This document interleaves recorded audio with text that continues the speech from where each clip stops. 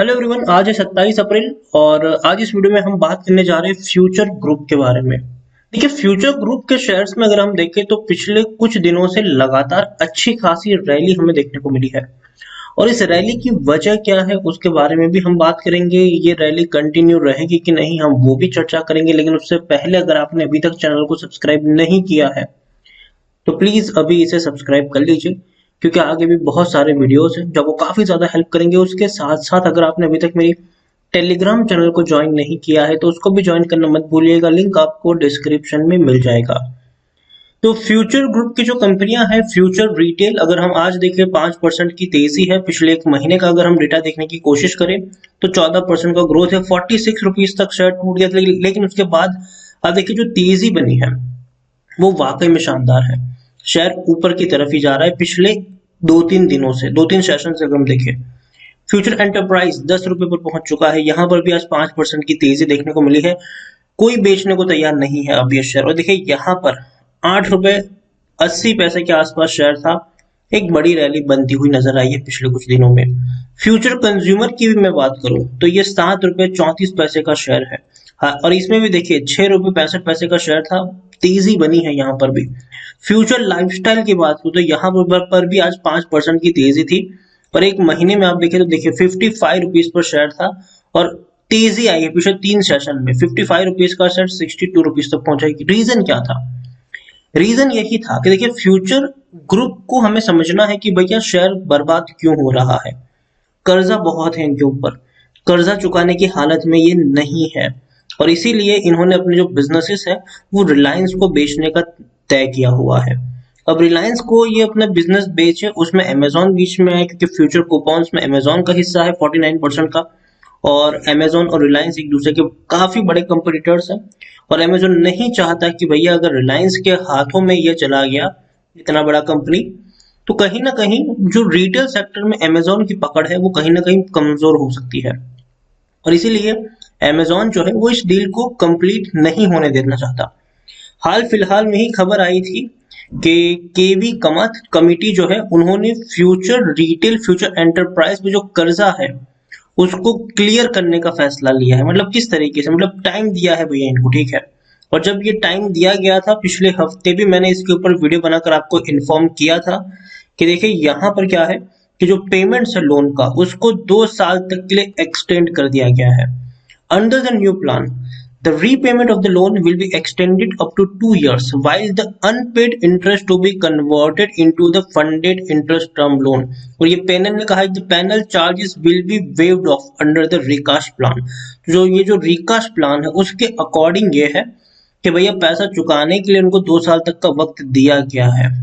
अब कर्जे की बात करें तो फ्यूचर रिटेल पर 10,000 करोड़ का कर्जा है और फ्यूचर एंटरप्राइज में 7,000 करोड़ रुपए के आसपास का कर्जा है यहाँ पर।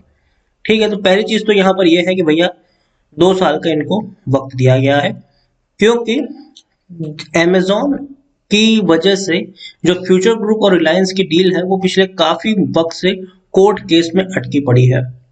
लेकिन दूसरी तरफ एक और चीज हमें समझनी होगी जो अभी आई है, और वो ये कहती है कि अगर 2 साल का इनको वक्त तब दिया गया है जब तक इनकी रिलायंस के साथ डील नहीं हो जाती, ठीक है। लेकिन अगर रिलायंस के साथ इनकी डील हो जाती है, ठीक है, देखिए lenders to withdraw debt recast in future RLDs goes through. Report ये भी कहती है कि अगर रिलायंस रिटेल की और फ्यूचर एंटरप्राइज की जो अगर डील हो जाती है तो भैया ये जो पूरा प्लान है 2 साल तक का वो कैंसिल हो जाएगा और बोला जाएगा कि भैया अब आपके पास पैसा है, अब पैसा हमको दे दो। सही बात है। देखो इनको 2 साल का वक्त क्यों दिया गया है, क्योंकि भैया कंपनी दिक्कत में है और कंपनी को दिक्कत से निकाल, और ऐसा भी नहीं कि इनके पास असेट्स नहीं, असेट्स है। असेट्स खरीदने के लिए दूसरी पार्टी भी रेडी है। तो दूसरी तरफ इसीलिए वक्त दिया गया कि भैया 2 साल का वक्त इसलिए हमको आपको देते हैं ताकि ये जो कोर्ट केस का जो मामला है सब कुछ आप निपटा लो 2 साल के अंदर, हमको बाद में पैसा दे दो जब आपकी डील हो जाए तब। और दूसरी तरफ यहाँ पर ये भी है कि अगर आपकी डील हो जाती है, ठीक है, तब तो भाई आपके पास पैसा आ गया, ठीक है। रिलायंस आपको 24,713 करोड़ रुपए दे रहा है, डील हो गई तो भैया अब आपको पैसा तो देना पड़ेगा। Lenders of future retail last week agreed to extend repayment of loan by 2 years। देखिए तो पिछले हफ्ते ही उन्होंने अग्री कर लिया था, लेकिन यहाँ पर आप देखिए कि इसका प्लान को अप्रूवल मिला है RBI constitute expert committee headed by KV Raman. अब बैंकिंग सोर्स ये भी बताते हैं कि debt recast is actually a plan B to help national largest retailers to stay afloat. देखिए ये जो डेट रिकास्ट का जो पूरा का पूरा ये इनका प्लान बी है। अगर डील नहीं हो पाती है, कोर्ट केस लंबा खींचता है, तो ये चीज लागू होगी। अगर कोर्ट केस लंबा नहीं खींचता है तो यहाँ पर देखिए the recast will be kick in only if the deal sells Future wholesale warehouse. देखिए जब तक अगर हो जाता है तो ये प्लान बी की जरूरत नहीं पड़ेगी और आपको पैसा जो है वो चुका देना पड़ेगा।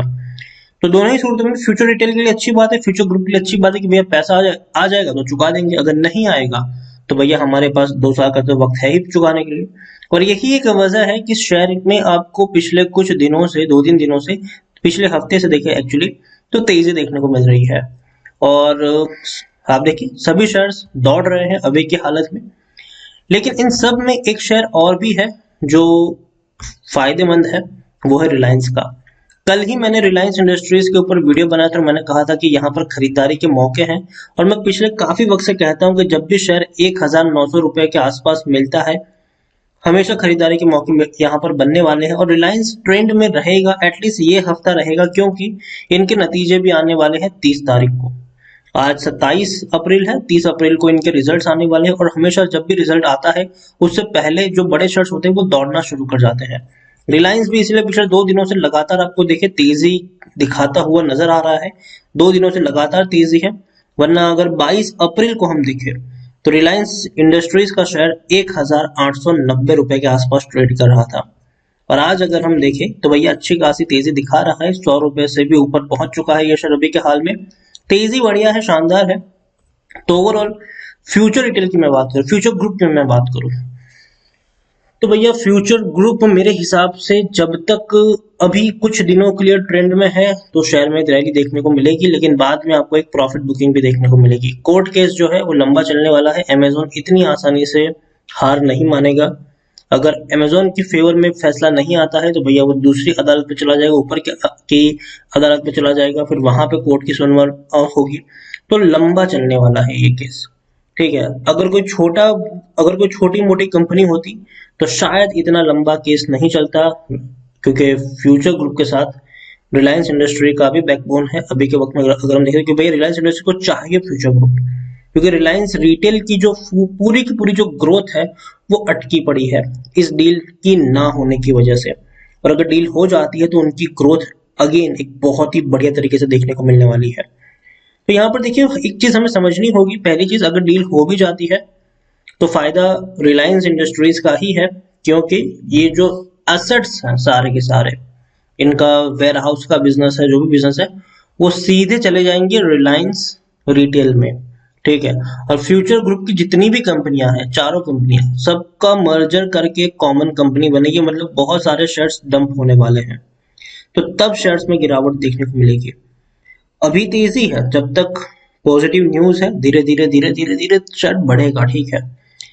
लेकिन बाद में अगर रिलायंस के फेवर में डिसीजन आता भी है तो शायद 1-2 दिन के लिए शेयर बढ़ेगा, उसके बाद शेयर में गिरावट ही आनी है। तो ओवरऑल फ्यूचर ग्रुप के शेयर्स में मैं कहूंगा कि अगर आपने खरीदारी करी है, आप नुकसान में हो तो बने रहिए।